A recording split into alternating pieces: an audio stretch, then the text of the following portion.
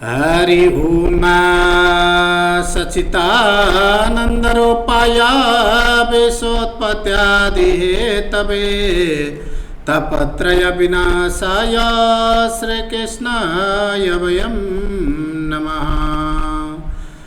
गुरुर्ब्रह्मा गुरुर्विष्णु गुरुरेव महेश्वरा साक्षात् परं ब्रह्म तस्मै श्री गुरवे नमः। गजाननं भूतगणाधिसेवितं कपितजम्बो फलचारुभक्षणम् उमासुतं शोकविनाशकारकं नमामि विघ्नेश्वरपादपङ्कजम्। ब्रह्मा मुरारे त्रिपुरान्तकारे भानु शशिवो विशतो बुधाच गुरु च शुक्र शनिराहुके तव सर्वे ग्रह शान्तिकरा भवन्तु। देवी प्रपन्नार्ति हरे प्रसीद प्रसीद मातार जगतोऽखिलस्य प्रसीद विश्वेश्वरि पाहि विषं त्वमीश्वरि देवी चराचरस्य। ये राम पुरुषोत्तम नरहरि नारायण केशव गोविंद गरुड़ध्वज गुणनिधे दामोदर माधव। ये कृष्ण कमलापते दुपते सीतापते श्रीपते वैकुंठाधिपते चराचरपते लक्ष्मीपते पाहि माम्। वंदे देवो उमापतिं सुरगुरुं वंदे जगत्कारिणां वंदे पन्नगभूषणं मृगधरां वंदे पशूनां पतिं। वंदे सूर्यशशाङ्कवर्णिनयनां वंदे मुकुन्दप्रियां वंदे भक्तजरं श्रयचां च वरदां वंदे शिवं शङ्करम्। मनोजवं मारुततुल्यवेगं जितेन्द्रियं बुद्धिमतां वरिष्ठं वातात्मजं वानरयोत्तमोख्यं श्रीरामदूतं शरणं प्रपद्ये। श्रीरामदूतं शरणं प्रपद्ये। अखण्ड ब्रह्मांड नायक प्रभु परमात्मा लोक कल्याण को लागि हरेक 32 महीना में आउनुहुने भगवान पुरुषोत्तम अनि मेरो युट्युब च्यानल सनातन पर्व दर्शन र मेरो फेसबुक आईडी नवराज पंडित नवराज आत्रेय दुलाल लाई हेरेर बस्नुभएका मेरा आदरणीय भगवान भक्त श्रद्धालु भक्तबिनहरूलाई सर्वप्रथम प्रेमले युक्त राधे राधे। समादरणीय श्रद्धालु भक्तबिन, हामीहरूको यो 31 दिनसम्मको एउटा जुन निर्धारित कार्यक्रम थियो त्यो कार्यक्रमको अब अन्तिम चरणमा आइपुगेका छौँ। हामीहरू यहाँहरूका सानिध्यमा आज 28औं अध्यायलाई लिएर आएका छौँ र आज बाहेक हामीहरूसँग केवल 3वटा अध्याय मात्रै बाँकी रहन्छन् र आज यो 28औं अध्यायको सुरुवाती सत्रमा सर्वप्रथम म सबैजना मेरा आदरणीय श्रद्धालु भक्तबिनहरूलाई मेरो युट्युब च्यानल सनातन पर्व दर्शनको माध्यमद्वारा हार्दिक स्वागत गर्न चाहन्छु। समादरणीय श्रद्धालु भक्तबिन, अब हामीहरू अन्तिम चरणमा आइपुगिसकेका छौँ र अन्तिम चरणमा जो मेरा श्रद्धालु भक्तबिनहरूले मेरो युट्युब च्यानल सनातन पर्व दर्शनलाई सब्सक्राइब गर्नुभएको छैन, सब्सक्राइब अवश्य रूपमा गरिदिनु हुनको लागि हार्दिक अनुरोध गर्दछु। र अब आज हामीहरू 28औं अध्यायमा प्रवेश गर्नेछौँ र 28औं अध्यायमा हिजो हामीहरूले 27औं अध्यायमा के कुराहरूलाई श्रवण गरेका थियौँ भनेदेखि ती चित्रशर्मा नाम गरेका जुन ब्राह्मण थिए, ती पापिष्ट ब्राह्मण, अत्यन्तै लोभी ब्राह्मण थिए। ती लोभी ब्राह्मण आफ्ना मित्र ती मालीलाई धोका दिएर यमलोकमा जाँदा भए यमलोकमा ती पापिष्टको के कस्तो कर्महरू थियो त्यो चित्रगुप्तले सबै यमराजलाई लगेर सुनाइदिने काम गरे र यमराजले अब आज्ञा दिने काम गर्नुभयो। पहिला यिनले गरेका पाप कर्महरू, त्यो विश्वासघातको कर्म, जुन ती मालीलाई विश्वासघात गरेका थिए, त्यो विश्वासघातको कर्मको फल भोगाउने काम गर्नुभयो।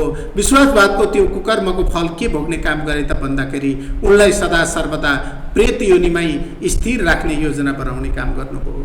धेरै हजार वर्षसम्म ती पापिष्ट चित्र शर्मा नाम गरेका ती ब्राह्मण प्रेत योनिमा रहने काम गरे। अनि प्रेत योनिको त्यो कष्ट, विभिन्न किसिमका दुःख कष्टहरू भोग गरिसकेपछि अब त्यसपछि ती के गरे त भन्दा फल छोरेको जुन त्यो सजाय भोग्नको लागि तिनी बानरको योनिमा गएर जन्म लिने काम गरे।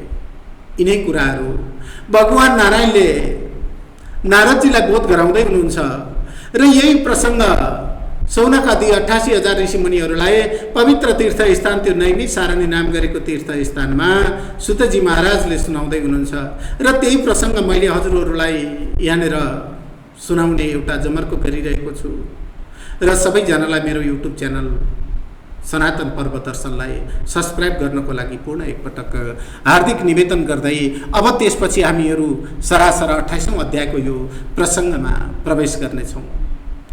अब ती गर्दै जो ब्राह्मण थिए तिनले अत्यन्तै विश्वासघात गरेको कारणले गर्दा ती घोर नरकमा गए अनि त्यसपछि नरकको हजारौं वर्षसम्म त्यो रौरवादी नाम गरेका ती घोर नरकहरूमा भ्रमण गर्दै गर्दै अन्तिममा फल चोरेको परिणाम चाहिँ के भोगे त भन्दाखेरि बाँदरको योनि प्राप्त गरेर भोग्ने काम गरे।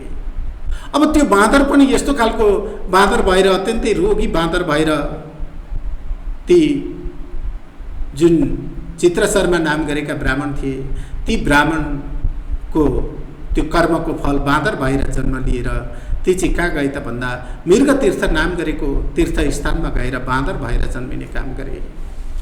त त्यो मृग तीर्थ नाम गरेको तीर्थ स्थान कस्तो थियो त भन्दा त्यो इन्द्र महाराजले सृष्टि गर्नुभएको त्यो मृगस्थली नाम गरेको तीर्थ स्थान, त्यहाँ देवताहरूले गएर आफूले गरेका कुकर्महरू, मरेर मनुष्यहरू सबैजना गएर आफूले गरेका कुकर्महरूलाई के गर्ने काम गर्थे त भन्दा स्नान गरेर त्यहाँनिर पखाल्ने काम गर्थे। त्यति पवित्र तीर्थ स्थान थियो त्यो। अब त्यो स्थानमा गएर चाहिँ के भयो त भन्दा बाँदर भएर रहने काम गरे। यहाँनिर नारदजीले फेरि सोध्ने काम गर्नुभयो, हे भगवान, अनि ती पापिष्ट गर्दै ती ब्राह्मण, ती चित्र शर्मा नाम गरेका ती ब्राह्मण चाहिँ अनि कसरी मृग त्यस्तो एउटा पवित्र स्थानमा गएर बाँदर भएर चाहिँ कसरी जन्म लिने काम गरे भन्ने कुरो प्रश्न गर्ने काम गर्नुभयो नारदजीले। त्यति बेला भगवानले भन्ने काम गर्नुभयो, हे नारद, ती चित्र शर्मा नाम गरेका जो ब्राह्मण थिए ती अत्यन्तै के थिए त भन्दा अत्यन्तै लोभी थिए। ती लोभी ब्राह्मण एक दिन ती केरल नाम गरेको राज्यमा एकजना वैश्य थिए। ती को थिए त भन्दा ती वैश्यको नाम थियो चित्रकुण्ड। चित्रकुण्ड नाम गरेका वैश्य थिए।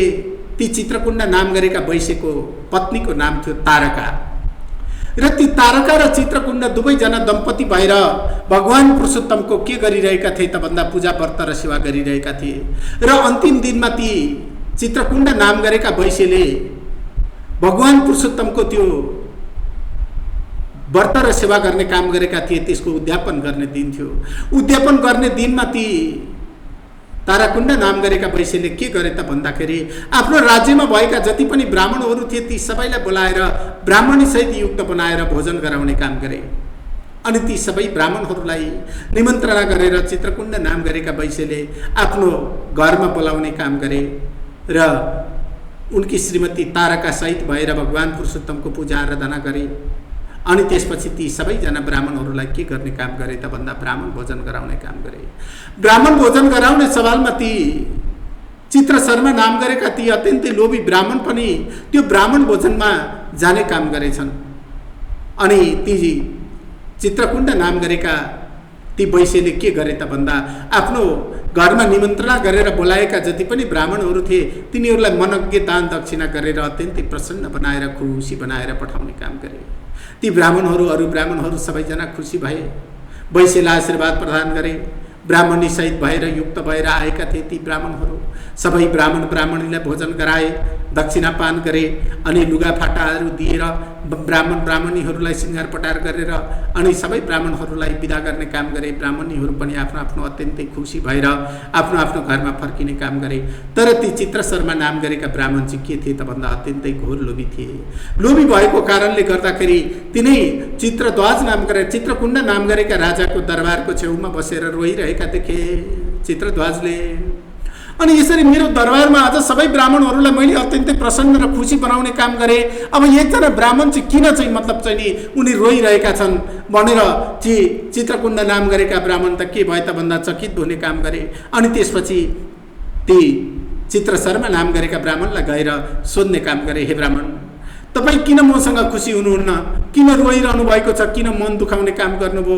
ब्राह्मणको मन दुखाउनको लागि त मैले ब्राह्मण भोजनको आयोजना गरेको थिएन। आज पुरुषोत्तम भगवानको व्रत उद्यापन गरेर मेरो घरमा आएका हरेक ब्राह्मणहरूलाई म अत्यन्तै खुसी बनाउँछु, प्रसन्न बनाउँछु भन्ने मेरो साह्रै ठुलो इच्छा थियो। तपाईँ आज किन खुसी हुनु भएन? हे ब्राह्मण, मलाई भन्ने काम गर्नुहोस् न, म तपाईँलाई जसरी पनि खुसी बनाएर पठाउने काम गर्छु भनेर धेरै के गर्ने काम गरेँ त भन्दा गुनासो गर्ने काम गरेँ। त्यति बेला ती अत्यन्तै घोर लोभी ब्राह्मणले के भने त भन्दा, हे चित्रकुण्ड नाम गरेका वैश्य, तिमीले आफूले निमन्त्रणा नगरेका सबै ब्राह्मणहरू पनि आए, सबैजनालाई के गर्यौ त भन्दा दान दक्षिणाले परिपूर्ण गरेर पठायौ। तर मलाई चाहिँ निमन्त्रणा पनि गर्यौ र थोरै दान दक्षिणा गर्यौ, किन यसो गर्यौ भनेर भन्ने काम गरे। अनि त्यति बेला ती चित्रकुण्ड नाम गरेका ती वैश्यले सोध्ने काम गरे, हे ब्राह्मण, मैले तपाईँलाई के दियो भने चाहिँ तपाईँ खुसी हुनुहुन्छ भन्नुहोस् न त, म त्यो दिन तयार छु। तपाईँ प्रसन्न भइदिनुहोस्, खुसी भइदिनुहोस्, मेरो लागि सबैभन्दा ठुलो सौभाग्य यही नै हुनेछ। मैले आयोजना गरेको यो कर्म सबै सफल भएर जानेछ। आज तपाईँले मन दुखाएर जानुभयो भनेदेखि त मैले गरेको यत्रो कर्म त निष्फल भएर जानेछ। हे ब्राह्मण, भन्नुहोस् न त मैले के गर्नु पर्यो भनेर भन्ने काम गरे। अनि त्यति बेला त्यही चित्र शर्मा नाम गरेका ब्राह्मणले भने, मलाई पनि मनङ्गे दान दक्षिणा दिएर खुसी बनाउने काम गर न हे वैश्य भनेर भन्ने काम गरे। त्यसपछि ती चित्रकुण्ड नाम गरेका वैश्यले ती चित्र शर्मा नाम गरेका ती ब्राह्मणलाई के गरे त भन्दा उनले चाहे जति दक्षिणा दान दक्षिणा आदि दिएर खुसी बनाउने काम गरे। अनि त्यति बेला ती चित्र शर्मा नाम गरेका ब्राह्मणले भने, हे वैश्य, आज तिमीले यति महान कार्य गर्यौ, हरेक ब्राह्मणहरूलाई खुसी बनाएर पठाउने काम गर्यौ, म पनि तिमीसँग अत्यन्तै खुसी छु। भगवान पुरुषोत्तमको यो महिमा यो संसारमा तिम्रो जति राम्रो कसैले पनि गरेका थिएनन्। आज लोक कल्याणको लागि भगवान पुरुषोत्तमले हरेक 32 महिनामा हाम्रो उद्धारको लागि आउने काम गर्नुहुन्छ र पुरुषोत्तम भगवानलाई पनि मेरो कोटि कोटि प्रणाम छ। यस्ता खालका भगवानको मैले कुन जुनीको एउटा कर्मले आज दर्शन पाउने सौभाग्य पाएँ। मैले भगवान पुरुषोत्तमको दर्शन पाउनु त्यो अत्यन्तै ठुलो सौभाग्य कुरो हो र तपाईँले आज हरेक ब्राह्मणहरूलाई खुसी बनाएर पठाउनु पनि त्यो अत्यन्तै ठुलो सौभाग्यको कुरो हो। ए वैश्य, तिमीलाई पनि धन्यवाद छौ, तिमी धन्यवादको पात्र छौ र तिमीलाई मनदेखि म धेरै आशीर्वाद दिने काम गर्छु र पुरुषोत्तम भगवान जस्तो यस्तो संसारको सबैलाई कल्याण गर्नको लागि हरेक 32 महिनामा आउनुहुने भगवानलाई पनि मेरो कोटि कोटि प्रणाम छ भनेर मनदेखि अत्यन्तै प्रसन्न भएर भगवानलाई पनि ढोगिदिने काम गरे। अनि त्यसपछि वैश्यलाई पनि आशीर्वाद दिएर जाने काम गरेका थिए। अनि ती चित्र शर्मा नाम गरेका ब्राह्मणले आफ्नो स्वार्थले युक्त भएर नै लोभले नै भगवान पुरुषोत्तमको त्यसरी प्रशंसा गरेको कारणले गर्दा आज ती बाँदर योनिमा गएर पनि के गरे त भन्दा इन्द्र महाराजले सृष्टि गर्नुभएको त्यस्तो त्यो पवित्र तीर्थस्थान त्यो मृगस्थली नाम गरेको तीर्थस्थानमा गएर बास पाउने काम गरे। त्यहाँ गएर फल चोरेको कारणले गर्दाखेरि के भयो त भन्दा बाँदर भएर रहने काम गरे। अनि त्यसपछि त्यो तीर्थस्थान चाहिँ कस्तो थियो त भन्दा अत्यन्तै विभिन्न किसिमका स्वादिष्ट फलहरूले युक्त भएको जङ्गल थियो, ठुला ठुला रुखहरू थिए। अनि जुन जङ्गलमा बाँदर बस्ने काम गर्छ त्यो जङ्गलमा चाहिँ के हुन्छ त भन्दा अत्यन्तै स्वादिष्ट फलहरूको उत्पादन हुने काम गर्छ अरे, फलहरू फल्ने काम गर्छन्, अत्यन्तै मगमग बास्ना आउने फुलहरू फुल्ने काम गर्छन् र त्यो जङ्गलको बिचमा बग्ने नदीहरू पनि के हुन्छ त भन्दा अत्यन्तै पवित्र नदी भएर बग्ने काम गर्छन्।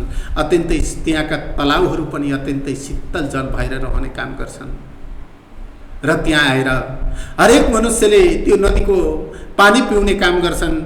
अनि त्यो तलाउको त्यो अत्यन्तै पवित्र जललाई पिउने काम गर्छन्, जललाई पान गर्ने काम गर्छन्।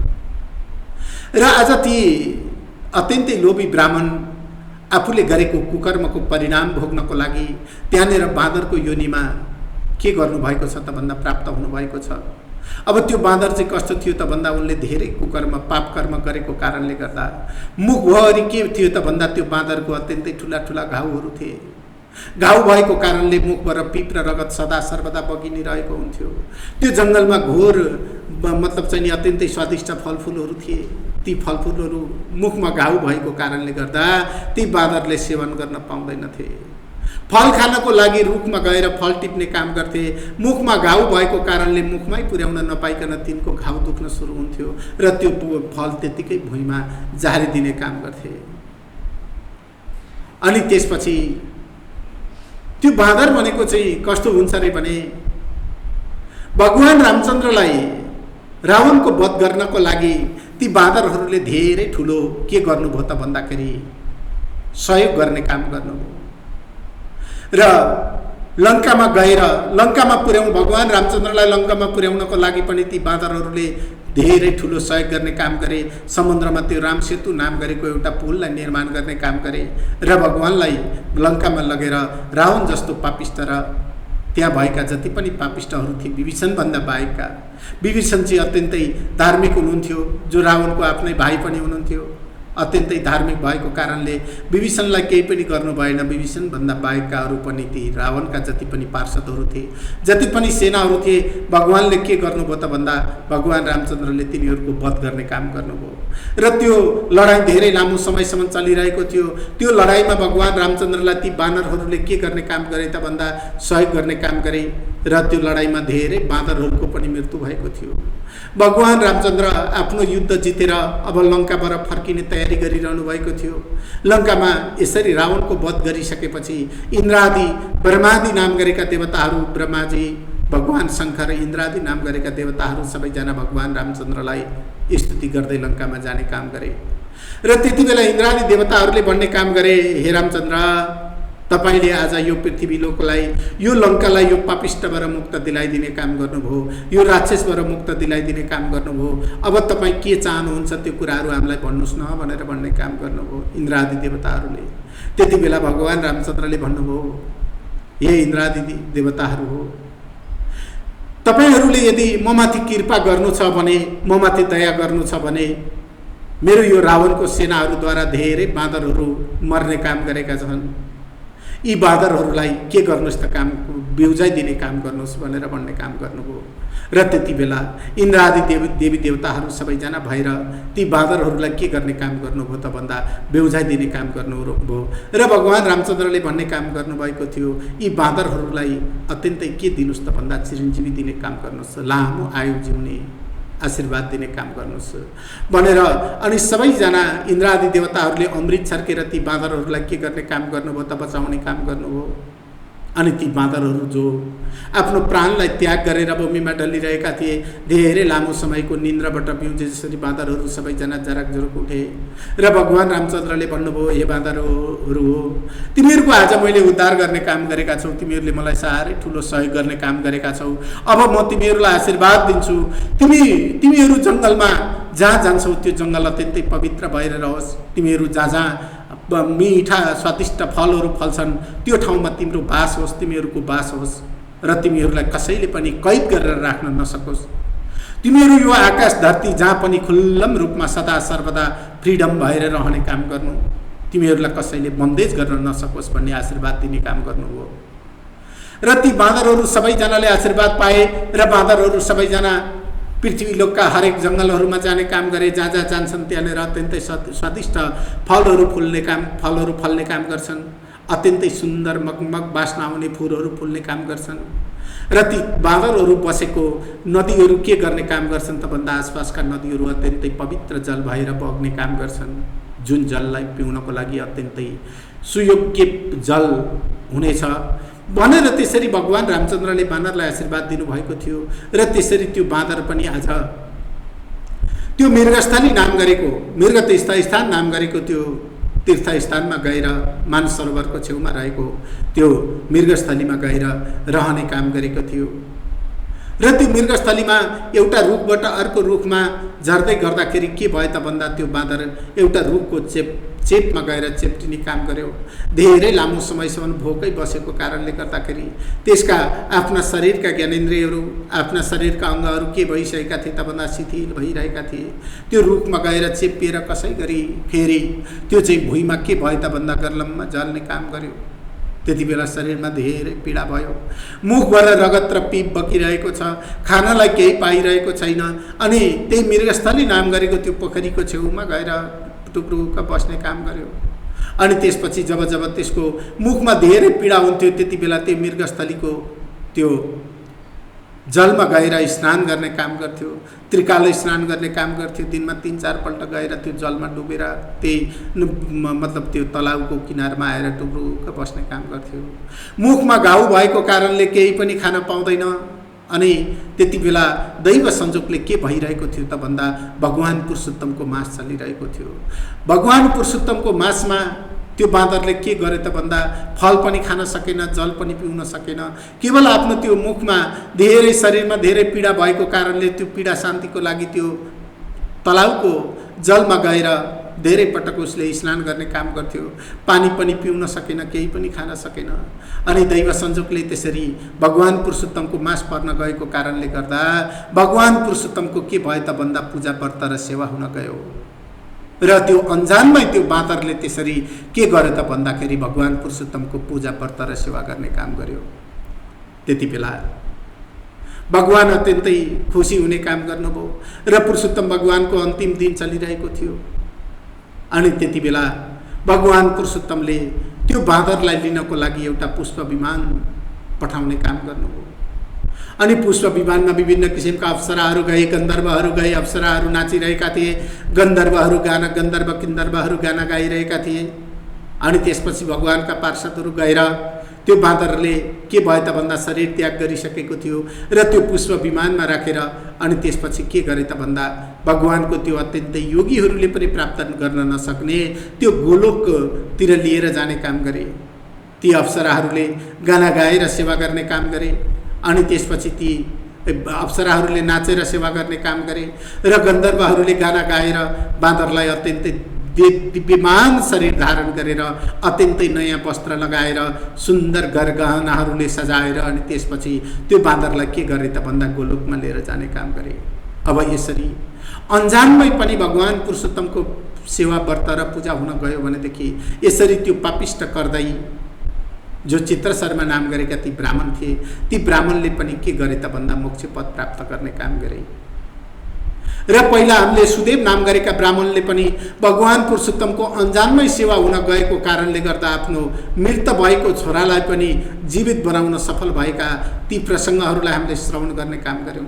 यसरी भगवान पुरुषोत्तमको अन्जानमै सेवा गरियो भने पनि यति फल प्राप्त हुन्छ भनेदेखि त झन् भक्ति र भावनाले भगवानलाई मनमा धारण गरेर सदा सर्वदा भगवानको सेवा व्रत र पूजा गर्न पाइयो भनेदेखि त झन् कति हो कति ठुलो पुण्य प्राप्त हुन्छ। त्यसैले श्रद्धालु भक्तबिन हामीहरूले यो पुरुषोत्तम महिनाको पूजा व्रत र सेवा गर्न कहिले पनि छुटाउनु हुँदैन। भगवान पुरुषोत्तमको सदा सर्वदा मनमा धारण गरिरहनुपर्छ। दिनैपिछे भगवान पुरुषोत्तमको सेवा गर्नुपर्छ। दिनैपिछे गङ्गा स्नान आदि गरेर शरीरलाई पवित्र पार्नुपर्छ। भगवानभित्र अत्यन्तै लीन भएर मनलाई अत्यन्तै पवित्र राखेर अनि त्यसपछि भगवानको पूजा व्रत र सेवा गर्नुपर्छ। यसरी भक्ति र भावनाले भगवानको पूजा व्रत र सेवा गरियो भनेदेखि त झन् अत्यन्तै त्यो योगीहरूले प्राप्त गर्न नसक्ने दुर्लभ त्यो गोलोक धाम प्राप्त गर्न सकिन्छ। जुन धाममा के छ त भन्दा न त मान्छे बिमारी पर्छ, न त वृद्ध हुन्छ, न त कुनै शोकमा डुब्नु पर्ने हुन्छ, न त कुनै चिन्ताले व्याकुल हुनु पर्ने हुन्छ। कसैले ती चिन्ताहरूले व्याकुल हुनु पनि पर्दैन अनि भोकै रहनु पनि पर्दैन, वृद्ध हुनु पनि पर्दैन, कहिले मर्नु पनि पर्दैन। आफूले जबसम्म इच्छा गरिन्छ तबसम्म त्यो गोलोक धाम प्राप्त गरिन्छ।